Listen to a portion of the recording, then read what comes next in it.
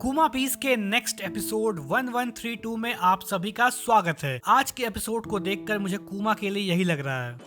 तो साला ये दुख का खत्म नहीं होता बे। तो ये एपिसोड भी बहुत इमोशनल है, इसलिए स्टे स्ट्रॉन्ग और वीडियो को एंड तक जरूर देखना। एपिसोड की शुरुआत होती है रिवॉल्यूशनरी आर्मी के हेडक्वार्टर बाल्टिको से, जहां नेवी टूमी किंगडम के रिबेलियंस पर भारी पड़ रही थी और वहां के रिबेलियन रिवॉल्यूशनरी आर्मी से मदद मांग रहे थे, जिस पर इवांकाओ मना कर देता है क्योंकि उसके शिप में गोवा किंगडम के बहुत सारे जख्मी लोग प्रेजेंट थे। पर कुमा सामने आता है और कहता है इवा मैं जाता हूँ वहाँ पर। इवा मना करता है कुमा को क्योंकि जिनी के किडनैप होने के बाद कुमा खुद को ओवर एक्सर्ट कर रहा था, पर कुमा किसी की नहीं सुनता है और वो सीधा वहाँ से साउथ ब्लू के टूमी किंगडम पर लैंड करता है। कुमा के मन में अभी भी जिनी के किडनैप होने की बात चल रही थी और इन्फॉर्मेशन के अकॉर्डिंग सेलेस्टियल ड्रैगन बहुत टाइम से उस पर नजर रखे हुए थे, जिसके बाद फिर उसे गवर्नमेंट शिप में उठाकर ले गए ताकि वो सेलेस्टियल ड्रैगन की वाइफ बन सके। जिनी के किडनैप होने के बाद कुमा लापरवाही से बिहेव कर रहा था और वो अपना गुस्सा बैटलफील्ड में दुश्मनों पर निकाल रहा था। कुमा के बैटलफील्ड में एंटर करने के बाद टूमी किंगडम के रिबेलियन की 3 साल से चल रही फाइट वो फाइनली जीत चुके थे। रिवॉल्यूशनरी आर्मी आम लोगों के लिए हीरो बन चुकी थी। कुमा फिर ड्रैगन को कॉल करता है। वो कहता है कि अब वो बहुत थक चुका है, इसलिए वो घर जा रहा है शिप लेकर। धीरे धीरे समय बीतता गया और अब पूरे 2 साल हो चुके थे जिनी को किडनैप हुए, जिसके बाद हम देखते हैं एक शिप जिस पर एक औरत और उस औरत के हाथ में एक बच्ची थी जिसका नाम बोनी था। उस औरत को किसी बीमारी की वजह से उसके शरीर पर जगह जगह पत्थर निकल आए थे और ये औरत कोई और नहीं जिनी थी। फिर उसी दिन ईवा कुमा को बताता है कि उन्हें जिनी का फोन आया है। कुमा भागते हुए जाता है और फाइनली जिनी कुमा की आवाज सुनकर काफी रिलैक्स हो जाती है और उससे कहती है कि मैं वापस आ गई हूँ लोअर वर्ल्ड में। कुमा भी काफी खुश था और वो कहता है मुझे खुशी है कि तुम जिंदा हो। ये सुनकर जिनी उदास हो जाती है और वो कहती है कि मैं बीमार हूँ, इसलिए उन्हें अब मेरी कोई जरूरत नहीं है और उन्होंने मुझे फेंक दिया है। कुमा कहता है बीमार से तुम्हारा क्या मतलब है? जिनी बिना कुमा के आंसर दिए आगे कहती है कि मैं तुम सबसे दोबारा मिलना चाहती हूँ और ये मेरा फाइनल गुड बाय है तुम लोगों के लिए। ये सुनकर कुमा रोने लगता है और कहता है क्या बात कर रही हो तुम? मुझे लगा था कि मैं तुमसे कभी वापस नहीं मिल पाऊंगा। तुम बताओ कहाँ हो, मैं तुरंत पहुँचता हूँ वहाँ पर। जिनी फिर कहती है आई एम सॉरी कुमाची, मैं मर रही हूँ और मेरे पास बहुत समय नहीं है। कुमा से ये सुना नहीं जाता है और वो कहता है मैं तुम्हें बचाऊंगा। जिनी आगे कहती है कुमाची तुम बहुत अच्छे हो, पर प्लीज मुझे ढूंढने की कोशिश मत करना। ईवा भी कहता है कि तुम बताओ हो कहाँ, हम तुरंत वहाँ पहुँचते हैं। पर तभी कुमा रियलाइज करता है कि जिनी जरूर सॉर्बेक किंगडम के चर्च में होगी जहाँ पर वो दोनों ने अपना समय साथ में बिताया था। जिसके बाद कुमा जिनी की तरफ भागना शुरू करता है। जिनी फिर अपने आखिरी कुछ शब्द कहती है ईवा और ड्रैगन के लिए। जिनी कहती है कुमा बहुत दयालु है, तो प्लीज मेरे खातिर उस पर नजर रखना और आगे ये भी कहती है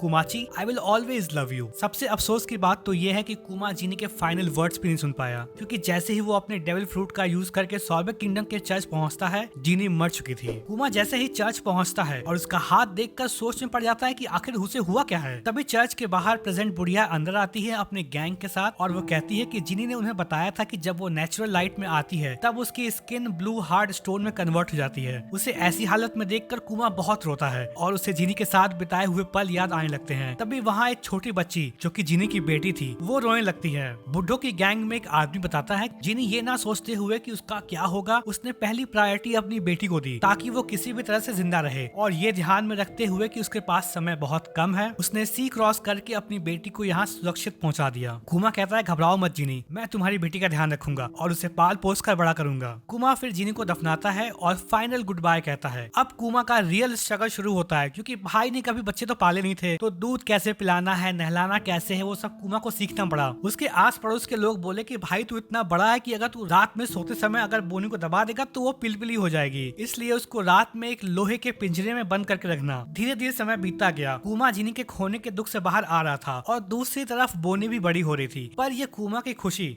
बहुत देर तक चलने वाली नहीं थी।